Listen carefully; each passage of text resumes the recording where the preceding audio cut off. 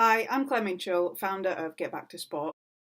Depending on the severity of injury and depending on what you want to get back to, so whether that's competitive sports involving lots of twisting and turning, that will determine how the injury is treated. Many of these injuries require surgery, some can be overcome with conservative treatment.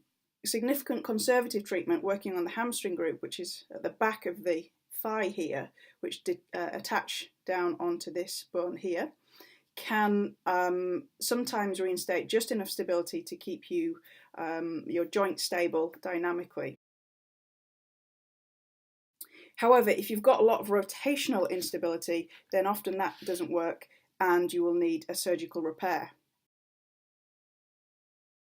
Now, surgical repair can come from a patella tendon graft, where they take a bone block from here, the patella, they take a bone block from the tibial tuberosity, and they'll take the middle third of that tendon, so it comes out as a single graft.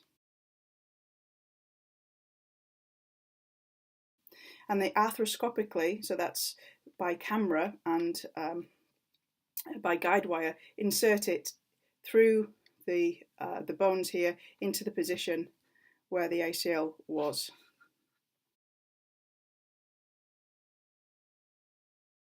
A hamstring graft involves taking a portion of your hamstring tissue and another muscle as well, like they call the gracilis, and they lattice and plait these tissues together to form a structure very strong that is then also surgically implanted into the same positioning where the ACL was. That's called a hamstring graft.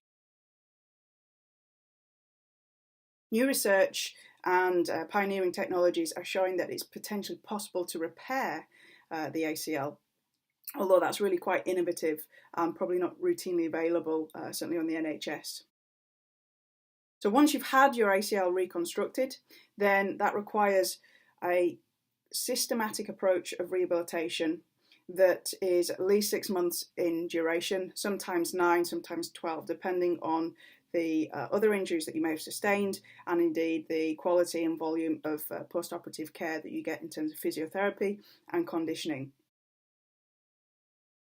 Basically what has to happen is that graft has to remodel to act as a ligament. So whereas before perhaps it was a tendon, it needs to remodel, get a blood supply, and it changes structure and strength. So the exercises that you are performing in your rehab are designed specifically to stress and strain that graft to the right amount during that period of strengthening and then slackening off in strength, and then the tightening of it back up again. So for example, open kinetic chain quadriceps exercises such as running and leg extension exercises are usually avoided in the very early stages of rehab for that very reason. The good news is that the majority of these surgeries are highly successful, especially when accompanied with some really excellent physiotherapy, and a return to sport